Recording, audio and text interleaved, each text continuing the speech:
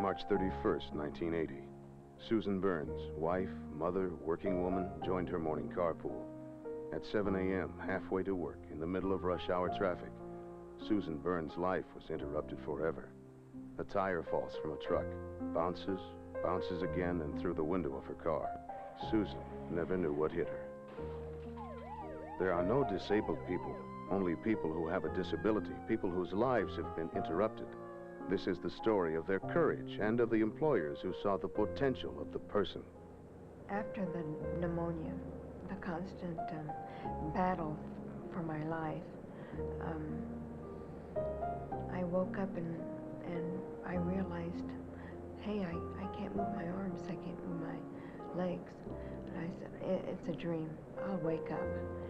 And it just, I never did wake up from that dream. It was a fact. I couldn't move my hands or my legs. I remember when the kids came in the first time, and I could see the sadness and the loneliness in their faces. And the one thing that I wondered the most is, as being a mother, who's going to take care of them? And all right, my husband and I are getting a divorce now, and it happens, especially with the spinal cord injury. When he told me, it was just one more thing that I had to overcome. And I always kept saying, why is there one more thing? Why do I have to go through one more heartache? Isn't this enough? Being a C5 quad, I don't have the use of my hands, but I do have a splint. With this splint, I can write, I can type with it, I can dial a phone. So it's easy for me to be able to work with the handicap that I do have. I know I have a future out there. I need to be out. I cannot withdraw into a home. I need this to survive.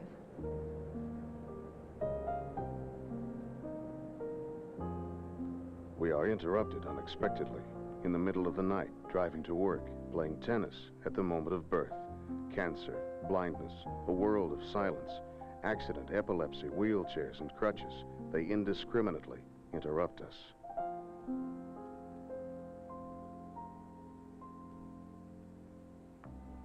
T.B. Ames, insurance executive, convention planner, husband of 35 years, weekend sailor, a man with a life of drive and enthusiasm, was interrupted at the prime of his life by 2 heart attacks in 1 year. I had my first heart attack in Minneapolis, about 3 years ago, this last March, and we'd been doing a series of regional sales meetings. We were really working hard, not physically hard, mentally hard. We were running sales meetings all day long, then at night we'd button up and go to the next site. So it was a very tiring, fast-moving trip. T.B. Ames went from one heart attack to another and into a world of cautions. Well-meaning friends and co-workers told him to slow down, to take a nap, to think about retirement. He has no scars, no wheelchair or crutches, but he has a label.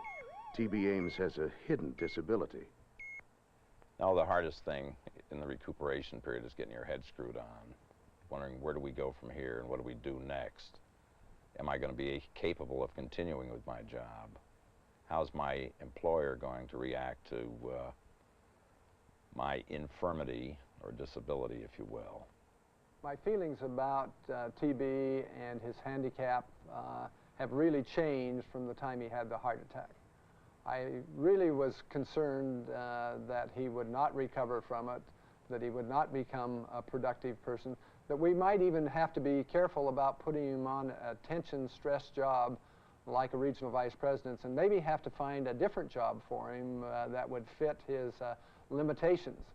As a result of his efforts, we've found no limitations, and he is doing just an outstanding job in a far more competitive situation today than it was even when he had his heart attack. Not everyone can overcome their disability. Some have no choice, no chance. Their interruption comes at birth. On October 14th, 1953, Mary O'Hearn was born prematurely. Like thousands of other premature babies born at that time, Mary was put into an incubator and given pure oxygen. Within days, the sighted child's life was permanently interrupted. Mary O'Hearn, just days old, was blinded for life. Ever since I got out of high school, I was always trying to find something to do, and I wasn't going about it right or didn't really know what I wanted. And then people would always say that, you know, that I wasn't trying or that I liked being where I was and I could go out and do something. But a lot of times when you'd go out and go for an interview, people would say, what a nice dog you have, does your mother comb your hair? And it was so humiliating that after a while it was really hard to get enough courage up to go through interviews, because they do the same thing and you know what kind of a position we're in, I hope you understand, and just a lot of benevolent bigotry. I didn't like it at all. After 10 years of unintentional but hurtful questions, after 10 years of job interviews that took hours to get to that lasted just minutes, after 10 years of futility, heartache, and frustration, Mary O'Hearn found someone who saw beyond the eyes that couldn't see. I think that we had a lot of skeptics at the bookstore when we first started talking about having Mary run the switchboard. And it was a new system in the store, as well as having a person that was unsighted. That really scared quite a few people.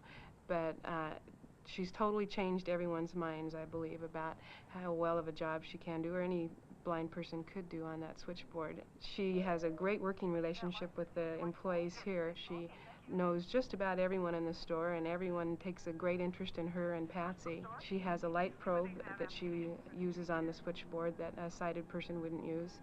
And we put some tape lines on the board so she can find certain places more easily.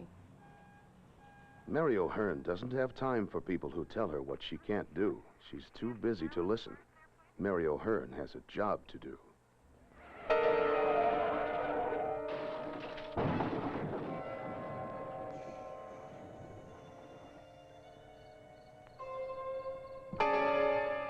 August 15th, 1960.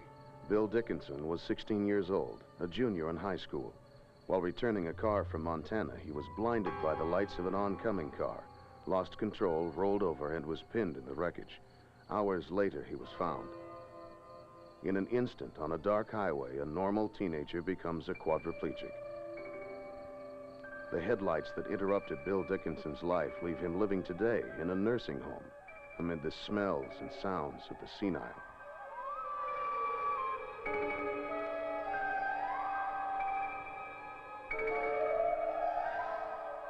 At age 37, Bill Dickinson's home is a room he shares with two others.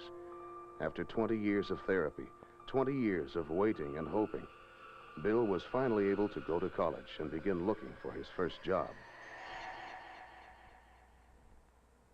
We put in several applications around town, about 3 a week.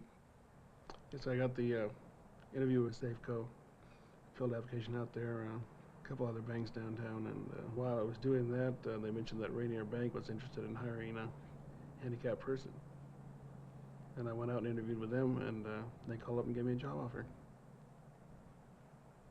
I got the phone call a little after 5 o'clock on a Friday night, and I really wasn't expecting Rainier to call at that time because it was past 5 o'clock and it was on a Friday, so I didn't know who it was. And they made the offer and they said, "Do you accept?" I said, "I sure do." You know, so I felt pretty good about it. But then I started worrying about, once I got the offer, is could I take care of the job, you know? So you get one good thing, you start worrying about the next. I was really surprised. I I guess, expected more problems with Bill, and maybe less production from him, and maybe more of Bill being introverted or more self-centered toward his own problems. It's not that way at all. I wouldn't want to try to give anybody the idea that as far as Bill's work is concerned, that he can do anything that anybody else can do. Obviously, he's got some disabilities, some impairments to it. He overcomes these in a couple different ways. The things that he can do, he does well. Bill has got an inventive enough mind that he figures out a way to get around things. Interruptions come to the young, to those in the prime of their life, to the innocent, to the teenager, to the small child. Silence. By the time she was 3 years old, silence filled the little girl's life. Judy Provo, alert, intelligent, was totally deaf. While other children learned to read and write, Judy learned to talk with her hands. The deafness that interrupted Judy's life did not impair her from finding someone who would put her in a job where a single mistake can have life and death consequences. For a long time, people always make me feel hard if I'm not good enough or smart enough to do anything. And it's been difficult to find jobs or to find employers that would give me a chance. The stress of working in a laboratory is difficult on everyone who's here. I don't think it's any more stressful for Judy than anyone else because her work is mostly between her and the machine that she's at. Communication doesn't seem to have any effect on that. She seems to have a special ability to concentrate on what she's doing. She can do more work than most people can. Someone might say that Judy is handicapped, but on the other side of the coin, she may be specially gifted in that she does have this ability to concentrate and has special care and thoroughness in her work. He was in the 2nd grade, 7 years old, active, curious, playing the child games that build the future man. The thing that interrupted Mike Haldeman's life is called epilepsy. He had his first seizure on a playground and had hundreds more in public and in private. Epilepsy left him with friends who would stare at him rather than play with him. Epilepsy frightens people, and it kept Mike from anything other than part-time, menial jobs. But after each rejection, each seizure, Mike Haldeman got up and kept looking. After 11 years, he found someone enlightened enough to give him a chance. Mike was a very fast learner. We put him out on our oven, loading the oven, and Mike took to it very well. He's a very fast sort of worker. I've just really never had to think of Mike as being handicapped. And in fact, he never has had any problems here on the job because of his handicap. Well, I don't consider myself handicapped, in no way at all. Disabled, that is for the birds. Handicapped, it's possible, but I doubt it at all. I don't believe that. I've never really believed that through my whole life. That's one reason why I've been able to go as far ahead as I have, because I didn't accept the labels that society gives you. Mike Haldeman, the man who wore the label of epileptic, the man turned away from hundreds of jobs, now has a title he can wear proudly. After less than 1 year on the job, Mike Haldeman has become a supervisor. On the July 4th weekend, 1962, Kelly Toomey, a school administrator, falls from a roof and breaks his neck. He fought back from his interrupted life. Today, he is a special consultant on the handicap for Pacific Northwest Bell, where he works full-time counseling employers and the handicapped. If you're an employer, I think you have a great opportunity today. If you will take the time, select the proper handicaps to do the job so they aren't built-in failures, you're going to find a new resource of very dependable, capable, and reliable employees. Oh, I'd love to be able to sit down with an employer and tell them that I already have a job, but I'm a handicapped person, as they would call me. But I'm not. But I'd like to be able to tell them not to be threatened by me being different. I can think still. My brain isn't handicapped. I can read, I can write. I can understand figures and that, so what's handicap? You know, it's just a question of what you have to do or what you want someone to do. I think that's the whole key. I think if you think of yourself as being disabled, you are. And you're not any good to yourself, you're probably not too much good to an employer. Think it over real carefully. I'm sure that if you really do, if you look at it, you'll find that it's not going to take as much of your time as you're worried about. It's not going to be as much of a liability as you're thinking. It's going to be a definite asset. These people want to work. Think about what the applicant can do rather than what she or he can't do. I wouldn't have any trouble if someone rolled in a wheelchair or someone was deaf that came into the company.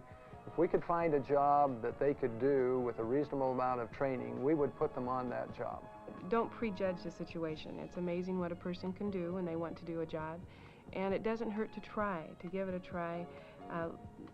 Make the few accommodations that are needed, and I think you'll be surprised at the success you could have.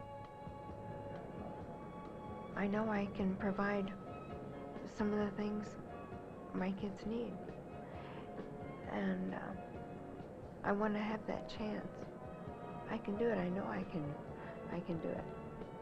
T.B. Ames, Mary O'Hearn, Bill Dickinson, Judy Provo, Mike Haldeman, Kelly Toomey, and millions of others. Their lives were interrupted in an instant. Some of them have a disability. None are incapable. They all have found someone willing to put their talents and energy to work. Their performance is a matter of record. They have touched everyone in their lives by their indomitable wills. Susan Burns and the others whose lives have been interrupted need someone to give them a chance.